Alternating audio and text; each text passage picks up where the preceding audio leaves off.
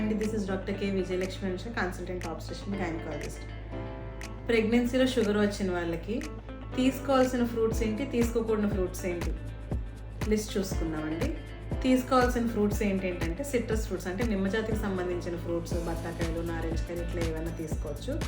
And apples తీసుకోవచ్చు, Pierce తీసుకోవచ్చు, దానిమ్మ అండ్ జాంకాయ. ఎవరికైనా అవైలబుల్గా ఉంటే కనుక అవకాడో అండ్ డ్రాగన్ ఫ్రూట్ కూడా తీసుకోవచ్చు. తీసుకోకూడనివి ఫ్రూట్స్ ఏంటంటే కనుక మ్యాంగోస్ కొంచెం తక్కువ తీసుకోవాలండి, సపోటాలు, అలాగే పైనాపిల్, చెర్రీస్, వాటర్మెలన్ అంటే పుచ్చకాయ, and most importantly grapes and custard Apple అండి, అంటే సీతాఫలం అనమాట.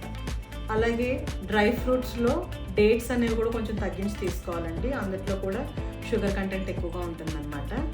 And also